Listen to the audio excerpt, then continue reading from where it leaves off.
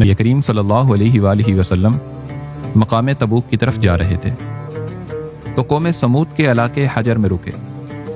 لوگوں نے ان کنوؤں سے پانی بھرا جہاں سے قوم سمود کے لوگ پانی بھرا کرتے تھے۔ پھر انہوں نے اس پانی سے آٹا گوندا اور ہنڈیاں پکائی۔ نبی کریم صلی اللہ علیہ وآلہ وسلم نے انہیں ہنڈیاں الٹنے اور آٹا اونٹوں کو کھلانے کا حکم دیا۔ پھر نبی کریم صلی اللہ علیہ وآلہ وسلم نے لوگوں کو ایسی جگہ ٹھہرنے سے منع فرمایا جہاں کسی قوم پر عذاب نازل ہوا ہو، اور فرمایا مجھے خدشہ ہے کہ کہیں تم پر بھی وہ عذاب نہ مسلط کر دیا جائے جو ان پر مسلط ہوا، اس لیے ایسی جگہ پر مت جاؤ۔ قوم سمود کون سی قوم تھی؟ یہ کن کن برائیوں میں مبتلا تھی؟ وہ کون سے ایسے اعمال تھے جن کی وجہ سے ان پر عذاب نازل ہوا؟ اور نبی کریم صلی اللہ علیہ وآلہ وسلم نے اس قدر ان کی مذمت کیوں فرمائی؟ آئیے جانتے ہیں۔ قدیم جزیرہ عرب کے شمال مغربی علاقے میں واقع وادی قرا اپنی ہریالی و شادابی میں بے مثال تھی۔ اس وادی پر قوم سمود کی حکمرانی تھی۔ قوم سمود نہایت طاقتور، طویل القامت اور زبردست شان و شوکت کی مالک تھی، اور اسے فن تعمیر میں بھی کمال حاصل تھا۔ پہاڑوں کو تراش کر انتہائی خوبصورت عمارتیں بنانے کا فن ان پر ختم تھا۔ اس قوم کے دارالحکومت کا نام حجر تھا، جو حجاز مقدس سے شام جانے والے قدیم راستے پر واقع تھا۔ اب یہ علاقہ مدائن صالح کہلاتا ہے۔ قوم سمود اپنے عالیشان محلات، سرسبز و شاداب کھیت کھلیان اور نعمتوں کی فراوانی کے سبب غرور و تکبر اور سرکشی کے نشے میں چور تھی۔ لوگ شرک میں مبتلا تھے اور بت پرستی کیا کرتے تھے، جبکہ قوم سمود کی سرکشی حد سے بڑھ گئی تھی۔ ان کا فتنہ فساد نمایاں ہو گیا، تو اللہ تعالیٰ نے ان کی اصلاح کے لیے سیدنا صالح علیہ السلام کو مبعوث فرمایا۔ اللہ سبحانہ و تعالیٰ نے فرمایا وَإِلَىٰ ثَمُودَ أَخَاهُمْ صَالِحًا، ہم نے قوم سمود کی طرف ان کے بھائی صالح کو بھیجا۔ آپ سیدنا نوح علیہ السلام کے بیٹے سام کی نسل سے ہیں۔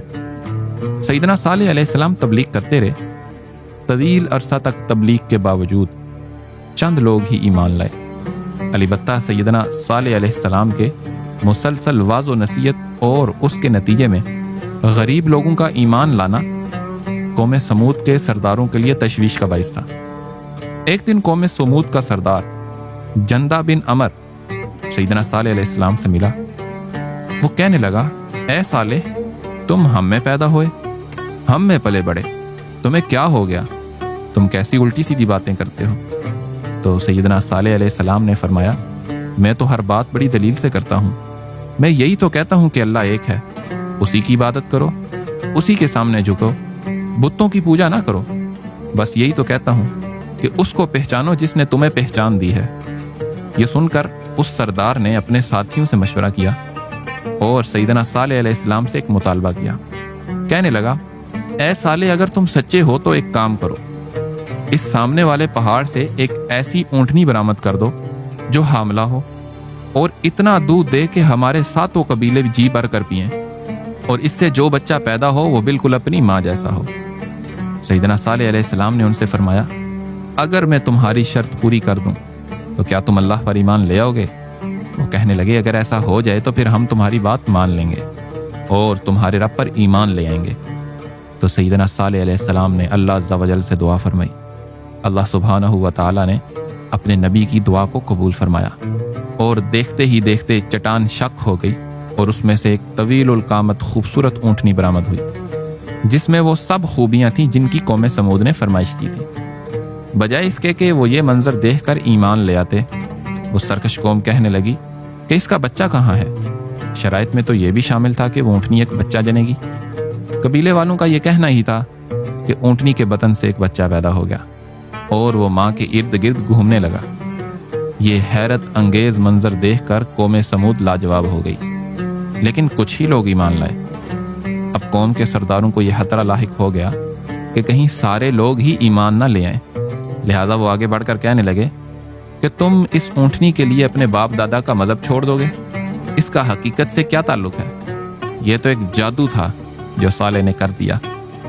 قوم سمود نے ایمان لانے سے وعدہ خلافی کی، تو سیدنا صالح علیہ السلام نے فرمایا یہ اللہ کی بھیجی ہوئی اونٹنی تمہارے لیے ایک نشانی ہے، یہ جس کھیت سے گھاس کھائے اسے کھانے دو، میں وعدہ کرتا ہوں یہ جس کھیتی سے کھائے گی اس کی فصل دگنی ہو جائے گی، اور ایک دن تم سب لوگ کنویں سے پانی پیو گے اور دوسرے دن یہ اونٹنی پانی پیے گی، البتہ اسے کچھ نہ کہنا ورنہ اللہ کا عذاب آئے گا۔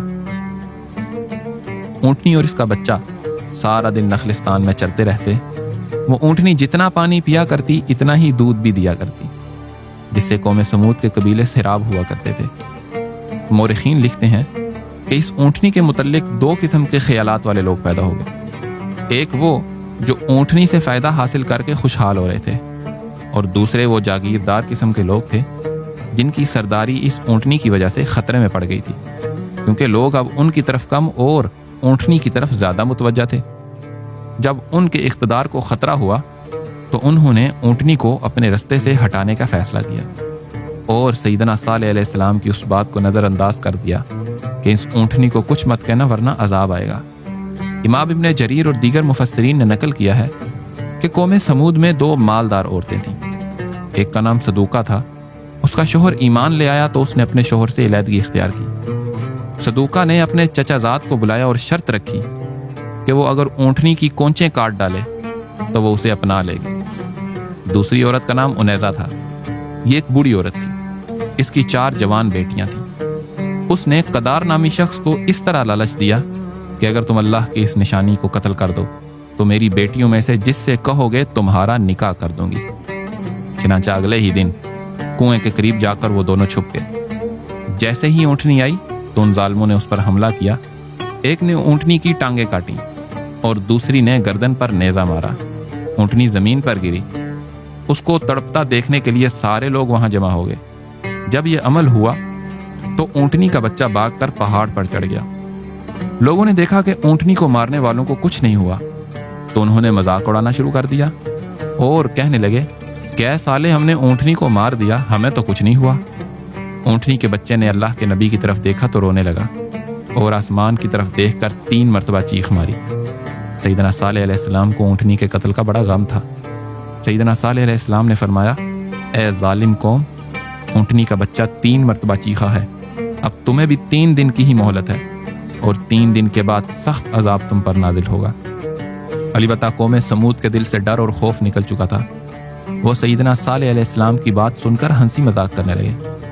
سیدنا صالح علیہ السلام نے فرمایا، پہلے دن تمہارے چہرے زرد ہو جائیں گے، دوسرے دن رنگ سرخ ہو جائیں گے، اور تیسرے دن تمہارے چہروں پر نحوست پوری طرح عیاں ہو جائے گی، یعنی وہ سیاہ پڑ جائیں گے، اور پھر تم پر عذاب الہی نازل ہوگا۔ 3 دن ایسا ہی ہوا۔ اب وہ کچھ خوف زدہ ہونے لگے اور انتظار کرنے لگے کہ کس قسم کا عذاب نازل ہونے والا ہے۔ ابھی 4تھے دن کا سورج طلوع ہی ہوا تھا کہ آسمان سے ایک بہت تیز چیخ کی آواز سنائی دی، جو چنگاڑ کی صورت میں بلند ہوئی، جس نے ان کے کانوں کے پردے پھاڑ دیے اور دل دہلا دیے۔ چیخ کی آواز کے ساتھ ہی ان کی روحیں جسموں کا ساتھ چھوڑنے لگیں، وہ اپنی اپنی جگہوں پر اوندے پڑے سسک سسک کر ختم ہو گئے۔ کچھ ہی دیر میں مضبوط محلوں اور قلعہ نما مکانوں میں رہنے والی طاقتور قوم تنکوں کی طرح بکھر گئی، اور کفر و شرک میں مبتلا، غرور و تکبر میں ڈوبے ہوئے لوگوں کا شاندار اور بارونق شہر خاموشہ میں تبدیل ہو کر ہمیشہ کے لیے نشان عبرت بن گیا۔ اللہ سبحانہ و تعالیٰ نے ارشاد فرمایا، فلما جاء امرنا، پھر جب ہمارا حکم آ پہنچا، نجینا صالحا والذین آمنوا معه برحمت منا، تو ہم نے صالح اور ان کے ساتھ ایمان لانے والوں کو اپنی رحمت سے بچا لیا۔ ومن خزي یومئذ ان ربک هو القوی العزیز، اور اس دن کی رسوائی سے نجات دی، بے شک آپ کا رب بڑا ہی طاقتور غالب ہے۔ وَأَخَذَ الَّذِينَ ظَلَمُوا الصَّيْحَةُ فَأَصْبَحُوا فِي دِيَارِهِمْ جَاثِمِينَ كَأَن لَّمْ يَغْنَوْا فِيهَا أَلَا إِنَّ ثَمُودَ كَفَرُوا رَبَّهُمْ أَلَا بُعْدًا لِّثَمُودَ۔ اور ظلم کرنے والوں کو ایک چنگاڑ نے پکڑ لیا تو وہ اپنے گھروں میں اوندے پڑے رہ گئے، گویا وہ کبھی اس میں بسے ہی نہ تھے۔ یاد رکھو قوم سمود نے اپنے رب کا انکار کیا، اور یاد رکھو قوم سمود پر پھٹکار ہے۔ اللہ سبحانہ و تعالیٰ نے اس عذاب سے سیدنا صالح علیہ السلام اور ان پر ایمان لانے والوں کو محفوظ رکھا۔ قوم سمود اپنی سرکشی، سیدنا صالح علیہ السلام کی نافرمانی، وعدہ خلافی اور شاعراللہ کی بے حرمتی کی وجہ سے عذاب کا نشانہ بنی۔ آج ہم میں بھی وعدہ خلافی اور شاعراللہ کی بے قدری جیسی برائیاں عروج پہ ہیں۔ اللہ سبحانہ و تعالی اپنے حبیب صلی اللہ علیہ وآلہ وسلم کے صدقے ہماری مغفرت فرمائے، آمین۔